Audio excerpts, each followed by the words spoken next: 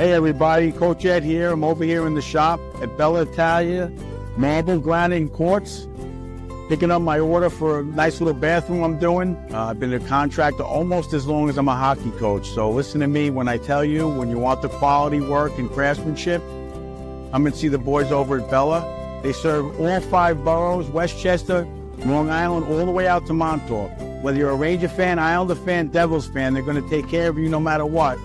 Make sure you give them a call, 516-561-1018.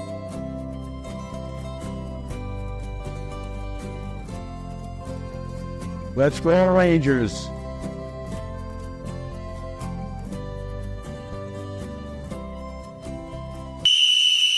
All right, boys, bring it in.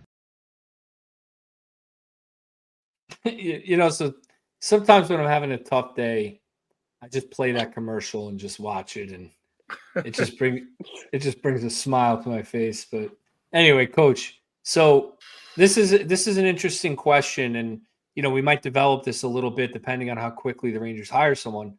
But there's a bunch of names being thrown out there: Tortorella, Mike Sullivan, if he gets let go by Pittsburgh, Carl, obviously from Denver. Jay Leach, an assistant coach, Jeff Halpern. So there's names being speculated. Quenneville was kind of shut down. If you're one of these guys, whether you're a veteran coach or a guy looking for your first head coach job, you get called into an interview with Chris Drury, whoever else is there, and James Dolan. What is the message that you're telling those guys that you would instill with this group of players? What is the message? Are you focusing X's and O's? Are you focusing clubhouse? Like, what are you kind of looking at there? I think it's got to be a mix of both. I think they have to get on the same page.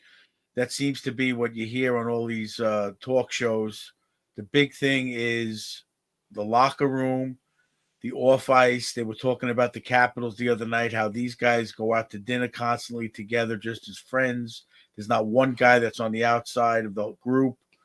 That's very important because they're all pulling for each other on the bench. I watch a lot of video instruction on coaches and scouting and what they're looking for. And it's all about, at that level, not all about, obviously the talent is there and the ability, but at any high level, golf, hockey, all these sports, it all happens what goes on between the ears. And if that's not in sync, the team will not be successful. It happened in Vancouver.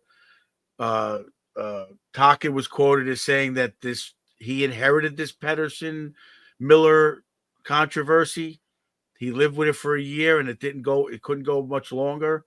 He likes both players, yada yada, but it's got to be a joint effort. It's got to be together. He's another guy. He's another guy that's an option, by the way. Sorry to interrupt you. I forgot to mention him. I think Vancouver said today, I think they're not renewing his contract. So. Oh, really? Option. I didn't see that. I think he'd be a good option.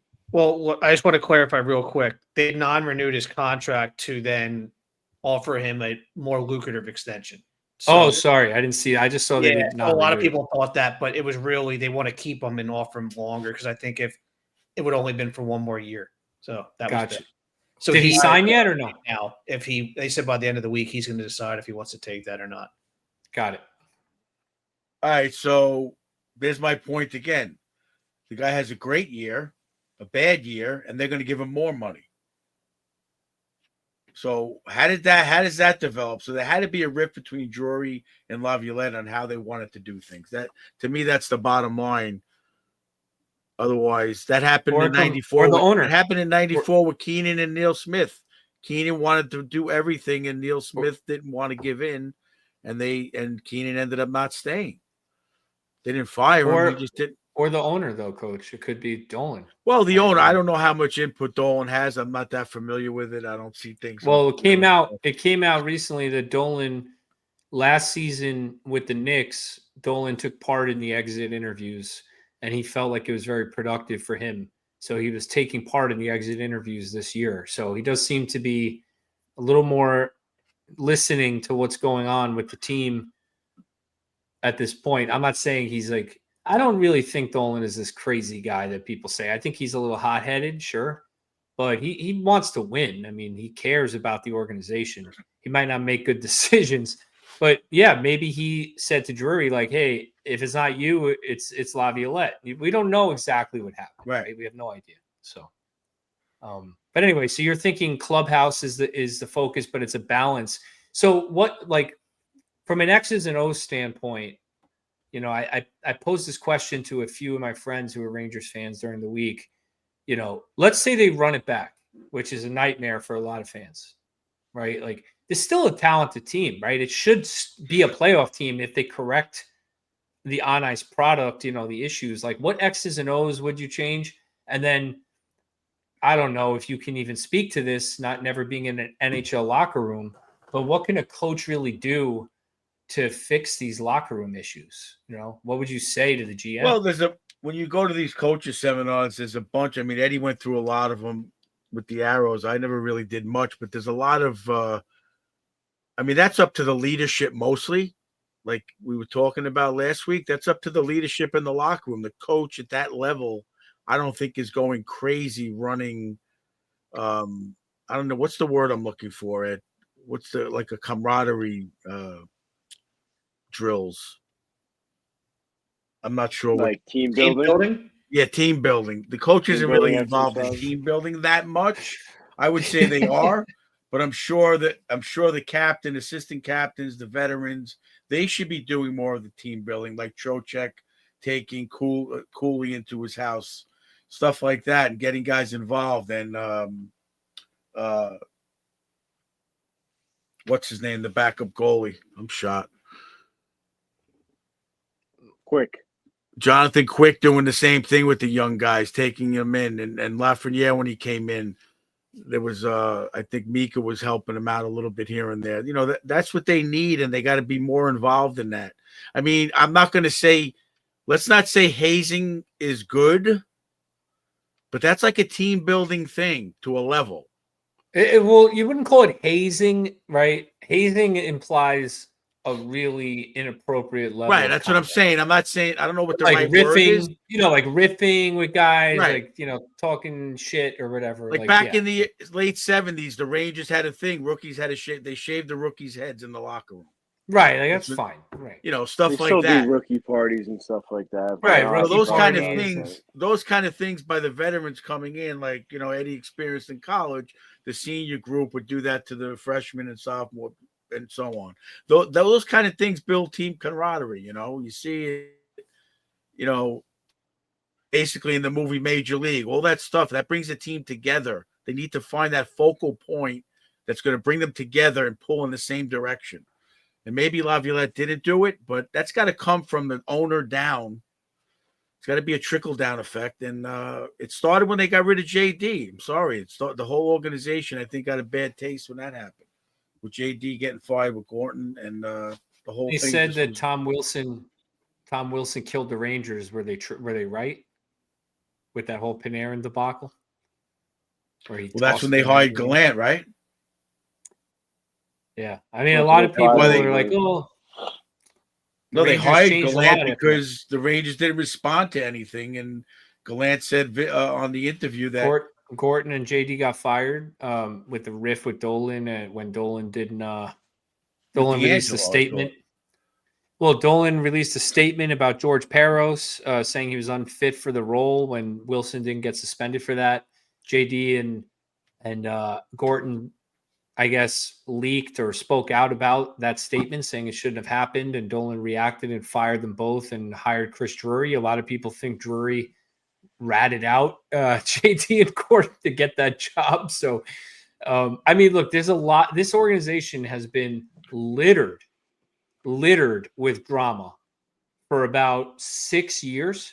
I mean, people are acting like this season is an anomaly in the sense of that the drama has followed the team all year. This organization has had drama since COVID, since that year. The Angelo drama, the JD drama, the Ramsey drama, yada, yada, yada, go down the line. There's been one thing after another. I don't know if it's because there's too much spotlight on the team, but I think the next coach coming in has got to kind of eliminate that somehow. Like, they have to have a vibe or a personality that is going to be conducive to, like, let's play hockey, like where is that? Like, none of these guys look like they have fun at all. Like, none of them look like they have fun playing hockey, which is crazy. Well, just by the fact that 3 players have come out and said that they're upset with their playing time, the way they're treated, something's not right. Whether that's on the GM or the coach, I don't really know at this point. We don't know. And that's not fair. That's creating a bad atmosphere. There's not the next man up mentality. It's like Those it's more of guys a should why am not. I not, it's more of a why am I not in their mentality. And that's not the one that's going to get you to win. That as a is team. that is exactly what Little Ed has been harping on since they got rid of Gaudreau. And listen, I am not criticizing the Rangers getting rid of Gaudreau. I was an advocate for it. I do think they needed to get rid of that salary because I operate my brain in a salary cap world, and I know they want to improve the team, and he was overpaid. So I'm not backtracking on that. But that doesn't mean that Little Ed didn't. Well, Little Ed, that doesn't mean Little Ed didn't have a point in saying that there were adults in the room. You know, like that's really what it comes down to is like Gaudreau, Trouba, Blake Wheeler, even these guys were like adults in the room for this locker room. This didn't happen with these guys speaking out when those guys were here and they're gone. And now everybody's complaining and nobody has filled that leadership void. So the next coach has to come in and identify who's the actual leader in this room and talk to that leader, right, coach? Like, and say like, you and me, you're my guy. Like you're my captain, whatever it is. You need to be the one that keeps this under control. Not that he's like a rat on the players or anything, but No, but he's a he needs bridge, to be manipulated by the coach to do certain things in a good way.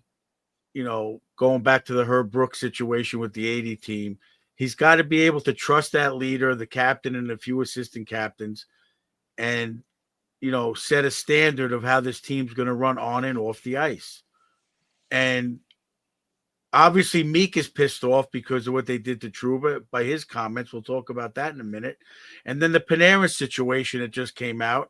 That's not a good leadership role to show these young guys what's going on. That creates a stir, even though we didn't hear about it till now. But that had to be in the minds of the players. They all had to know about it for the last year or so, whenever it happened. I'm sure they knew about it. And that's all creates chaos. And for the record, we're not here to even discuss that. In our minds, there aren't enough facts released to even make a comment on that. So that's why we're not talking about it. But you're right. Like that's still a distraction in the locker room, right? Like it's another distraction in the locker room. I'm sure all the players were aware of that situation. I'm sure. Like there's no way they weren't. I'm not saying who's right or wrong. So I'm not trying to do that. I'm saying a leader should be in that situation with the young players you're trying to develop. That's another part of developing young players.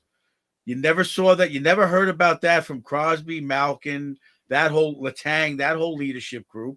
They have a culture there where if you didn't do it, I'm sure Sid's getting in your face at this point in his career. So you're they're going to be afraid, or they're going to be afraid to even the young guys coming in are going to be looking at him going, I got to do whatever he does. This is how it is. You know what I'm saying? Not that he's going to be yelling and screaming or pushing him against the wall, but just by his attitude and his demeanor and his work ethic, it's unacceptable not to. Like Patrice Bergeron, we talked about over and over.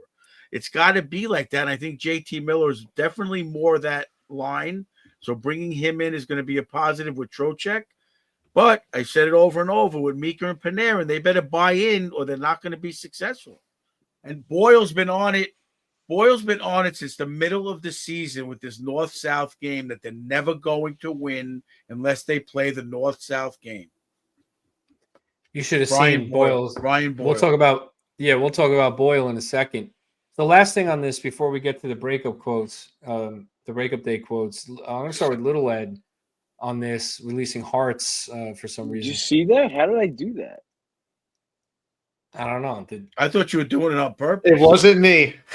I was wondering what was going on. PJ sending you a message. I don't know. I didn't even do it on purpose. I just went like this, and then it did it. So you're like, boom, and like hearts released. I don't know what happened. So, Little Ed, you're the coach interviewing, and then I'll ask Coach the same question. Drury says to you, "Who's the captain of this team?" In the interview, what's your answer? JT Miller. You're saying JT. What do you say, Coach? Same. I'd say change it. Trocheck.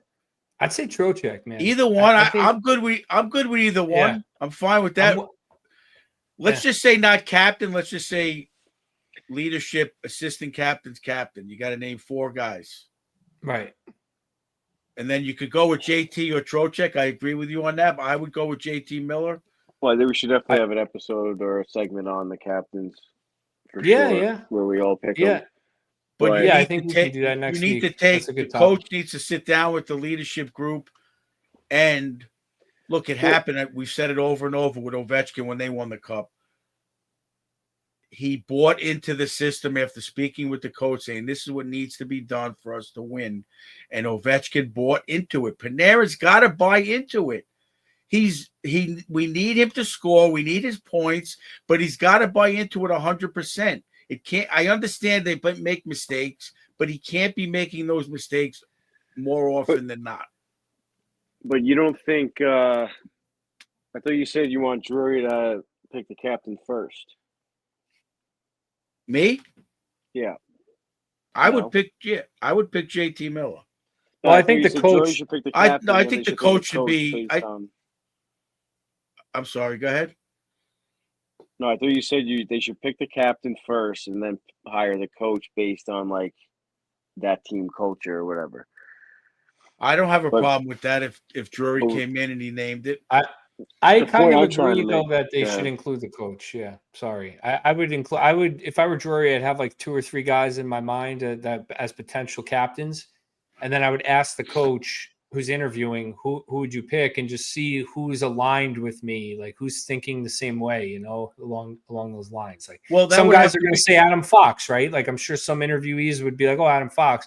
Maybe if I'm Drury, I'm like, that's not the right mindset. I want somebody Yeah, else. but if Like, I say want you're someone bringing to in, pick- say you're bringing in Carl, he's not familiar with the league that much. I'm sure he's so busy with his college level and the junior team, he's not paying that close attention to what's going on. he's to not know, the right guy.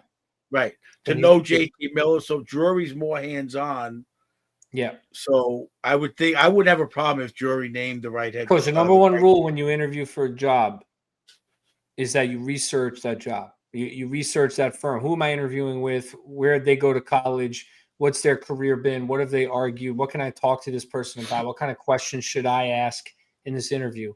So if Carl's interviewing for this job, he needs to do his homework on this Rangers team and come in with a plan. And he should be able to identify a leadership group in an interview, in my opinion, at least an initial one. And he could say, hey, look, like In a maybe when I get in discussion. the room, yeah, maybe when I Definitely. get in the room, I changed my mind, but here's my initial reaction, right? He's got to be able to at least say that in Definitely. an interview. Oh, without a doubt, I agree with that. Well, the Yeah. point what I was getting at before is I think that's why it's important for Dolan to be in the exit interviews or maybe to even conduct his own. Because, like, what if, like, Trocheck or JT Miller says, like, we don't like Drury? Like, that's where the disconnect is. It's like, yeah, great. Like, if Trocheck or JT Miller or whoever decides to be captain says that they agree with Drury or realistically, they should be on the same page as Drury and the coach when they do end up hiring the coach. You know what I'm trying to say? Like, what if like that relationship right now doesn't even exist? Whereas I think JT Miller might be the better pick because he didn't experience the nonsense we just spoke about with Goudreau and Trouba and blah, blah, blah. To me, I see Trocheck. Maybe he's just so burnt out that he's just tired of answering the same questions over and over.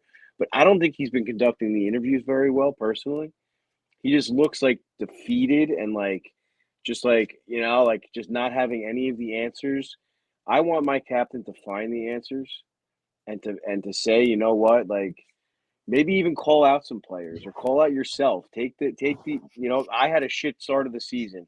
I broke my thumb in 4 nations. Maybe I should have sat out. Take some accountability. I So don't let's think- talk about this. I mean, I think you're on the right path here, and it's a good transition into the breakup day